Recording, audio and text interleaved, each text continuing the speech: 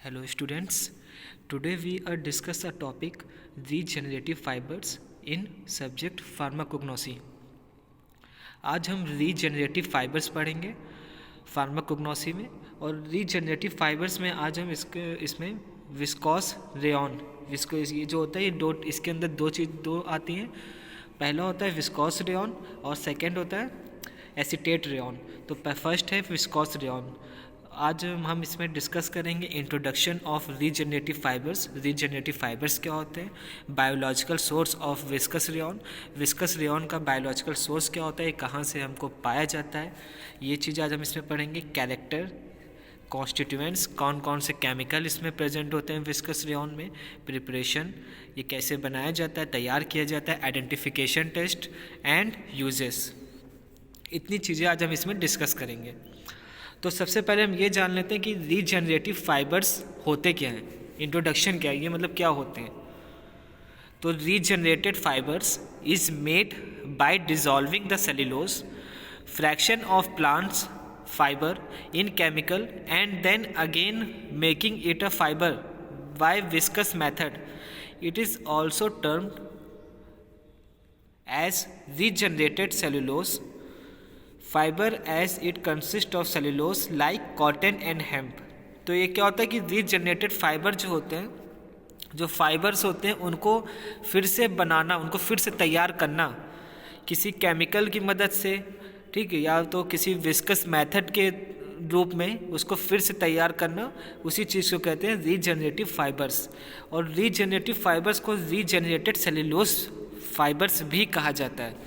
ठीक, regenerative fibres जो होते हैं इनको हम as a regenerated cellulose fibres भी कहते हैं। ठीक, और ये जो होता है ये कैसे इसको तैयार किया जाता है, तो ये जो होता है बाय विस्कस मेथड के थ्रू इसको प्रिपेयर किया जाता है। और सेल्यूलोज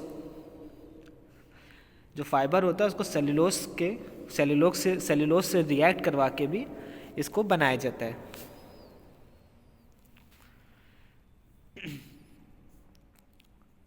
ठीक, इसके बाद नेक्स्ट हेडिंग है विस्कस रेयॉन। तो जैसे कि इसमें दो चीज़ें पढ़नी थी हमको, पहले ये विस्कस रेयॉन में हमको इनके बायोलॉजिकल सोर्स और केमिकल कॉन्स्टिट्यूएंट, कैरेक्टर और आइडेंटिफिकेशन टेस्ट एंड प्रिपरेशन। और दूसरी होती है हमारी एसीटेट रेयॉन। तो पहले हम विस्कस रेयॉन पढ़ते हैं। विस्कस रेयॉन में बायोलॉजिकल सोर्स जिसका होता है वो होता है viscous rayon is a regenerated fibre. It is prepared from would cellulose of bleached cotton Lintner's. तो ये क्या होता है कि विस्कस रेयॉन जो होता है ये कैसे प्रिपेयर किया जाता है, कैसे बनाया जाता है। तो ये जो होता है वुड, लकड़ी का जो प्लांट होता है उसके लकड़ी का जो पार्ट होता है वुड, तने के अंदर से सेल्यूलोज जो होता है उसके द्वारा विस्कस रेयॉन जो होता है वो बनाया जाता है। तो सेल्यूलोज कहाँ प्रेजेंट होता है, तो ये तने के अंदर वाले पार्ट में वहाँ से प्रेजेंट होता है। नेक्स्ट हेडिंग है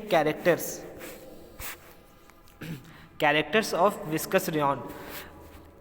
the fibres of viscose rayon are white and highly lustrous. The tensile strength may be less or more than that of cotton.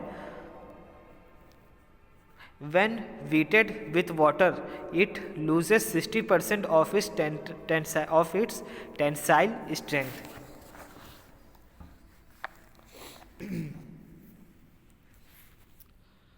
तो ये क्या होता है कि ये जो होता है विस्कस रेयॉन जो होता है ये वाइट कलर का होता है। ठीक, ये जो होता है ये वाइट कलर का होता है। और इसका लुस्ट्रस का मतलब होता है कि ये चमकदार होता है। ठीक, विस्कस रेयॉन जो होता है ये चमकदार होता है, इसमें चमकीला होता है ये। और इसकी जो टेंसाइल स्ट्रेंथ होती है ये जो होती है ये कॉटन से ज़्यादा होती है और कम भी होती है। ये कॉटन से ज़्यादा भी हो सकती है और कम भी हो सकती है। और जब इसको पानी में भिगोया जाता है, विस्कस रेयॉन को वेटेड किया जाता है विथ वाटर, मतलब कि जब इसको पानी में भिगोया जाता है पानी में भिगोया जाता है तो ये जो इसकी जो टेंसाइल स्ट्रेंथ होती है, जो इसकी स्ट्रेंथ होती है वो 60% खो कम हो जाती है। जब इसको पानी में भिगोया जाता है विस्कस रेयॉन को, तो इसकी जो स्ट्रेंथ होती है वो 60% कम हो जाती है, घट जाती है।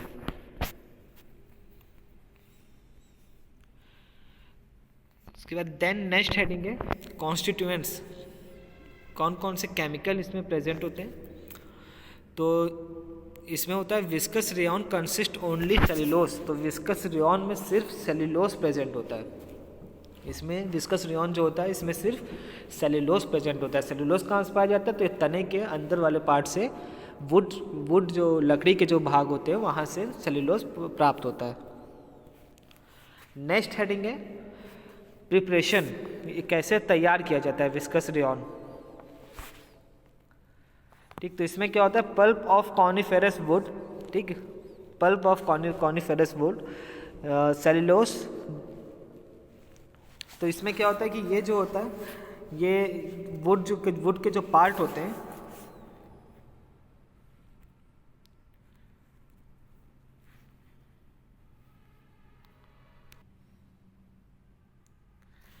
वुड के जो पार्ट होते हैं इसमें से दो, पहली चीज़ तो बनती है सेल्यूलोज।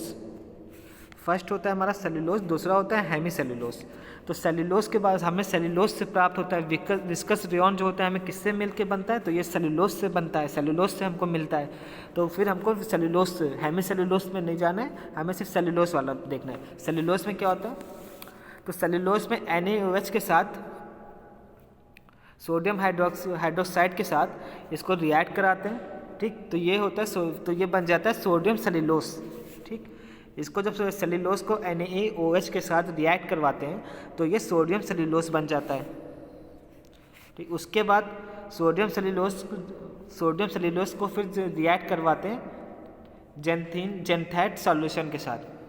ठीक, जेंथेट सॉल्यूशन के साथ इसको रिएक्ट करवाते हैं, देन ये जो होता है सोडियम सेल्यूलोज जेंथेट बन जाता है। ठीक है, फिर इसमें क्या होता है इसको राइपन करते हैं। राइपन का मतलब होता है कि इसको उसी स्थिति में छोड़ दिया जाता है, मतलब जैसा था वो सॉल्यूशन जैसा था उसको उसी स्थिति में छोड़ दिया जाता है, फिर फिल्टर किया जाता है, छाना जाता है। उसके बाद उसको jet with fine nozzles solution containing sulphuric acid and sodium sulphate. इसमें क्या होता है कि इसको फिर इस सॉल्यूशन को जो हमने तैयार किया, पहले हमने NaOH मिलाया तो वो बन गया सोडियम सेल्यूलोज, उसके बाद जेंथेट सॉल्यूशन उसमें ऐड किया तो वो बन गया सोडियम सेल्यूलोज जेंथेट। उसके बाद इसको हमने कुछ देर रखा, उसके बाद इसको छान लिया, उसके बाद अब इसमें ऐड करेंगे सॉल्यूशन। उसके बाद सॉल्यूशन से हम ऐड करते हैं कौन से, सल्फ्यूरिक एसिड और सोडियम सल्फेट। तो क्या होता है फिर इसके बाद ये हो जाता है रीजनरेटेड सेल्यूलोज। ठीक, ये बन जाता है रीजनरेटेड सेल्यूलोज। उसके बाद फिलेमेंट जो होते हैं वो मौजूद होते हैं, फॉर्म फिलेमेंट का जो होता है वो प्रेजेंट होते हैं, फिलेमेंट प्रेजेंट होते हैं। उसके बाद फिलेमेंट जो प्रेजेंट होते हैं उनको ब्लीच्ड किया जाता है, उसके बाद उनको सुखाया जाता है। पहले ब्लीच्ड किया जाता है, फिर ड्राई मतलब उसको फिर सुखाया जाता है। इसकी फिर ये होती है इसकी प्रिपरेशन। और हेमी सेलुलोज में क्या होता है, हेमी सेलुलोज जो होता है वो सॉल्युबल होता है, मतलब वो घुलनशील होता है किसमें, NaOH में, NaOH में वो सॉल्युबल होता है।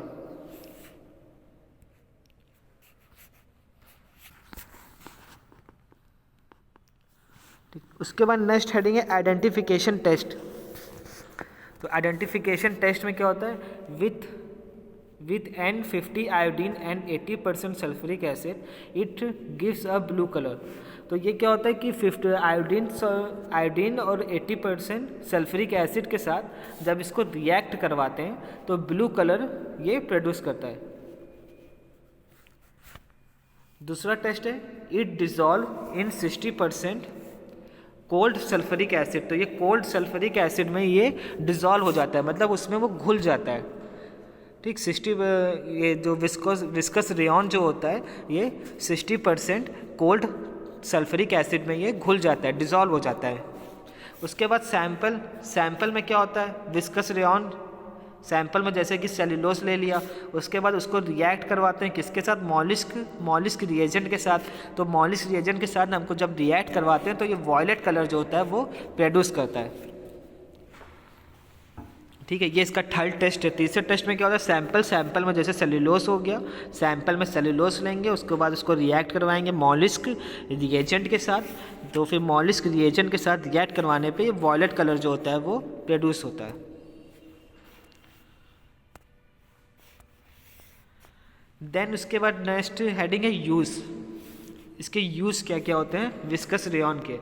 तो विस्कस रेयॉन का जो यूज़ होते हैं, it is used for making lint, gauze, net and other surgical dressing.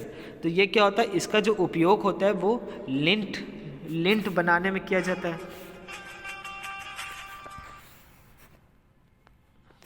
ठीक है, इसका जो उपयोग होता है वो लिंट बनाने में किया जाता है।